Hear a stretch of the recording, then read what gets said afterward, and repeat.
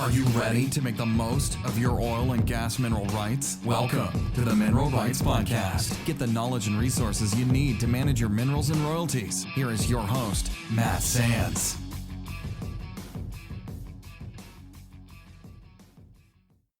Hello and welcome to the Mineral Rights Podcast. I'm your host, Matt Sands, and I'm here to help you make the most of your minerals and royalties.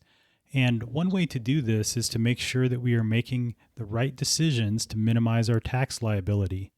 I'm not talking about skipping out on your taxes, but by making sure that you're taking the right deductions and credits, or by leveraging an alternate date when valuing your property for estate tax purposes to minimize the amount of tax that you owe. And that's what we're going to talk about today, about alternate valuation dates when it comes to estate taxes. To cover this sometimes overlooked concept, I brought back Rob Prentice with Turrett LLC. And as you may remember, Rob appeared on episode 32 of the Mineral Rights Podcast to talk about IRS mineral valuations for the purposes of setting a step up in cost basis when you sell your property. So Rob has 19 years of professional work experience in petroleum engineering, geology, mineral economics, and other engineering disciplines. He's managed projects oriented with oil, natural gas, mining, environmental, and infrastructure development. Rob has overseas experience in the Middle East and Europe and served in the U.S. Navy. He's the current president of the Colorado chapter of the National Association of Royalty Owners, of which I'm a member and would recommend that you check them out as well. And he's also the managing director of Turrett LLC. Turrett performs oil and gas appraisal, valuation, acquisition, and divestiture support, annual and quarterly reporting, cost allocation, trust and estate work, which we're going to talk about today, and expert witness assistance. So without further ado, let's dive into my conversation with Rob Prentice. Hello, Rob. Welcome back to the show. And we previously spoke about IRS mineral rights valuations in episode 32 in August of 2019. And as many of our listeners may remember that episode, we talked about how mineral rights are valued and then some considerations that go along with that. And today we're going to revisit the topic of IRS mineral rights valuations, and we're going to specifically talk about estate tax returns and an often overlooked option related to the timing of valuation that can have a big impact on how much tax you owe on inherited minerals. So welcome back to the show, Rob. Thank you. Appreciate you having me. Absolutely. Thank you again for your time. And so, Rob, let's just go ahead and dive in. And like I said, we've already talked about the basics with IRS mineral rights valuation, so listeners can go back to that to get caught up. But can you tell me a little bit about this timing element related to estate taxes that listeners should be thinking about right now?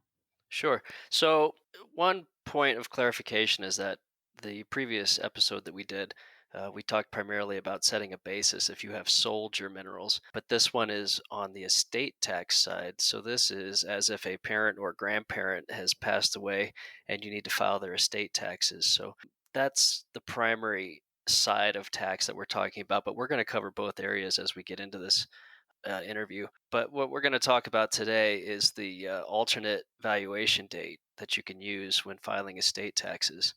And this is found in IRS Form 706, which is the estate tax form, and the related instructions for that form. Okay. And if someone has inherited minerals and they're faced with the possibility of having to pay estate taxes, what do they need to know about the alternative valuation date? Well, what's most important is that when you go to file the estate taxes for assumably your parent, if you exceed the estate tax exclusion, you may be able to reduce the value of that estate by taking an alternate valuation date and get underneath that estate tax exclusion and therefore not have to pay estate taxes. So, how can they do that? Well, so the alternate valuation date is 6 months after the actual date of death. Typically, you use the date of death for estate tax evaluations. But what we saw earlier this year and what was big news in April of 2020, on April 20th, oil prices went negative for the very first time. It was a significant decline from the $60 range that we were seeing at the beginning of 2020. And so if you had to do an estate valuation for minerals, price of oil has a significant impact on the formula for the value. So reducing that oil price from the $60 right at the beginning of the year down to a negative number is probably unrealistic to hold, and we've seen that it's come back up since then. But a number that's significantly lower than $60, that's going to have a significant reduction on the fair market value of the minerals. Absolutely. And before we talk about the specifics of that alternate valuation date, I want to take a quick step back for those who haven't had a chance to listen to episode 32. Can you talk a little bit about the potential tax liability side of things so that if somebody is looking at this and, how is that determined for inherited minerals and royalties? Okay, so for minerals that you've inherited, and what we talked about primarily in episode 32 is the cost basis. And what we found in many cases over the past 3 to 4 years is that mineral owners have been gifted minerals at some point in the past, and then the offer letter showed up that said, we'll pay you X thousand per acre for your minerals. And so they sell them. And then when it comes tax time, the tax preparer says, okay, well, what's the basis for those minerals? Because of the difference between the amount the minerals were worth when you received them and the amount that they were worth when you sold, that's your long-term capital gain, and taxes have to be paid on that. Got it. And so for tying this back to understand the tax implications, you mentioned the lower cost basis. So just to repeat that, just because I think it's an important point. So if we reduced the fair market value because the oil price is lower, that would mean you'd have a lower cost basis. And this could potentially result in that larger tax liability from the capital gains tax standpoint. Is that correct? So the question was, so how does the alternate valuation date work? So when a person dies, we'll assume it's a parent, and they have an estate to leave behind to their children. Assumably, the children are getting the estate. There's two different dates that you can use for the valuation of the estate, and typically, by far the most common is the date of death. So for the mineral component of the estate, we would look at it as of the date of death. However, with the unusual events that we had earlier this year, where the oil price dropped from approximately $60 down to the negative range, uh, we could use potentially an alternate valuation date, which would be 6 months later. And that could reduce the overall value of the estate to a point where you could reduce estate taxes or perhaps even eliminate them. Got it. Okay. And what are the requirements for using that alternate valuation date? You said it's the 6 months after. And I guess how would somebody go through the process of deciding if it might be beneficial to go that route for them? Well, you have to take into consideration a couple different things. First, the estate tax exclusion right now is 11.58 million. So if you just step back and think about the minerals, and with your tax advisor, if you think about the minerals, if you're anywhere close to that number, you need to think a little bit harder about it. But if you're well below 11.58 million, and I'm not talking just minerals only, I'm talking about the entire estate that's being left behind. If you're nowhere close to 11.58 million, you don't even have to worry about it. But if you think you are getting close to the 11.58 million and you want to reduce the estate taxes, then it's something that you should consider. So the second thing to consider is the entire estate must use the alternate valuation date if you elect it. So you need to think about this if the mineral estate is only a small portion of the overall estate. So if the other assets that are in the estate other than minerals rose in value over the course of those 6 months, you might be worse off using the alternate valuation date. So just keep that in mind, and you need to be thinking about it from the entire estate, not just the minerals. So it sounds like you need to value the assets on both the date of death and the alternate valuation date in order to determine which option results in lowering the estate tax bill the most. So if you do that, do you have to provide both of those values on the estate tax return as well, or you just kind of pick and choose which one is appropriate? So yes, you do need to check the value for both the date of death and also the alternate valuation date. Uh, and you are supposed to be able to demonstrate that the alternate valuation date does result in a lower valuation. Um, so, disclaimer, I'm not actually a tax preparer, so I'm not 100% familiar with the form itself. Appraisers for minerals like myself, we keep a work file, and it'll also be in the reports. So, in the event that an IRS audit occurred or questions were raised, we would be able to demonstrate the other value from the date of death. Makes sense. Okay. So maybe to help illustrate this in more specific terms, can you give an example of how this might work and specifically how picking an alternate valuation date could have a big impact on the value of minerals? Like you said, maybe with the beginning of the year and then now with the prices a lot lower. So let's assume that your father had passed away and left the minerals to your mother, and then your mother passed away on January 1st, 2020, when oil was approximately $61 per barrel. If the valuation was performed on that day, let's just say that the value of the estate was $15 million. So that would exceed the 11.58 million estate tax exclusion. So the 15 million minus the 11.58 million estate tax exclusion leaves 3.42 million that would still be taxed. And estate taxes, as of this year, are 40% tax rate. So 40% on that 3.42 million would be almost $1.4 million that you'd have to pay to the IRS. And of course, this is a isolated example we're giving. You have to think about it from the entire estate. But the important point is that if the oil price is fairly low and it's not cash flowing, or you haven't been saving the cash flow that you've gotten from the oil and gas wells over the years, a lot of people don't have $1.4 million available to make that tax bill. So, what it forces is that you have to sell minerals or sell other assets to come up with that tax bill. And usually, when you're in a position where you must sell to pay a bill, you don't have the power of negotiation on your hands. Now, if we look at the alternate valuation date, so previously we were looking at January 1st, 2020, but if we go 6 months later, we're looking at July 1st, 2020. We don't yet know what the oil prices will be then, because right now it's only May. But as of today, the oil price is approximately $23. So significantly less than $61 on the date of death. So if the value was rerun at that lower price, the asset value would be substantially lower. And that sort of change in oil price, since that's about a third of the $61, it would probably fall underneath that estate tax exclusion. And so you wouldn't have any tax bill at all. So you wouldn't have to come up with that $1.4 million in tax. So if it does possibly still exceed that $11.58 million, at least there's less cash you have to come up with to pay that tax bill.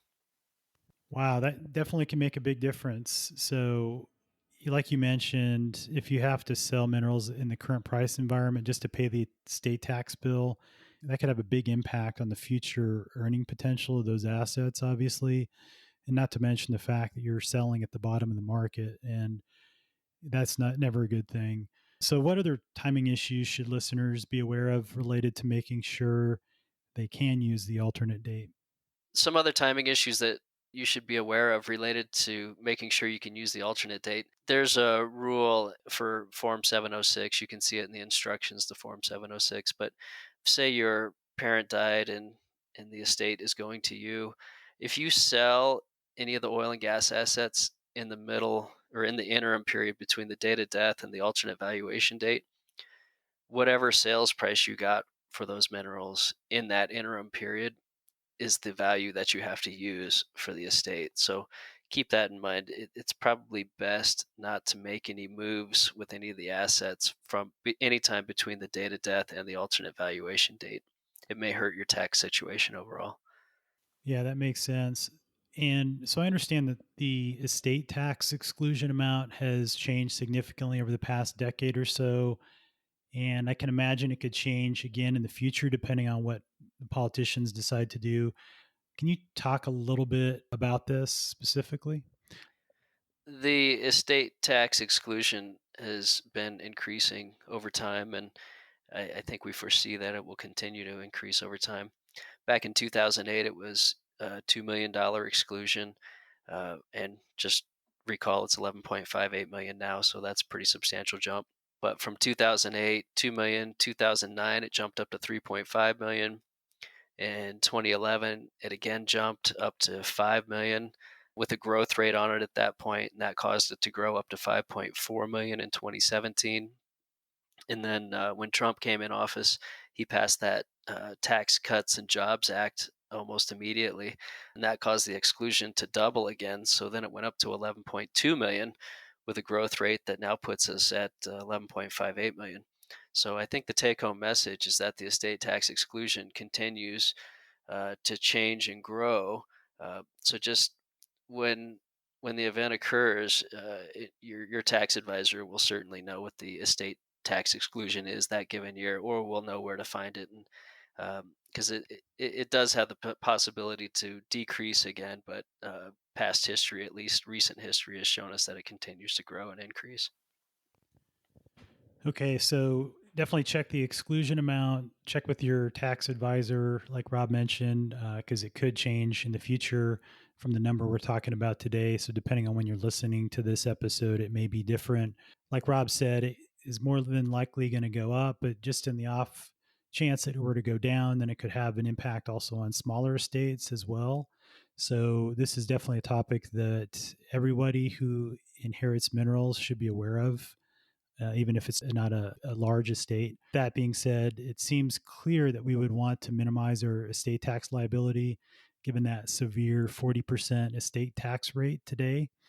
And I can imagine that if you're weighing the decision between having to pay the estate tax of 40% versus possibly taking a lower cost basis and paying higher capital gains taxes, maybe at 20%, then it's something you just have to weigh the pros and cons and get with your tax advisor to make the right decision for your specific case, but something to think about as well. And Rob, can you talk about how the valuation date could impact the potential cost basis? Just to maybe elaborate on that a little bit for inherited minerals. And again, if this is something that somebody who inherits minerals, even if maybe right now you're not considering selling, but who knows, maybe a year from now, 2 years from now, you decide that you want to go ahead and sell, something to keep in mind as you're going through this process when you inherit it, right? Right. So I think you said it really well that the trade-offs in the tax rates are really what you're looking at, and also the timing of the payments, I would say, because money today is worth more than money in the future. So paying that severe 40% estate tax rate versus sometime later paying a capital gains rate, you'd probably be better off taking the capital gains rate, but that's something that your tax advisor could model out for you fairly easily. If you do take the alternate valuation date and your cost basis declines because of that, you really aren't impacted by that until you make the decision to sell the minerals.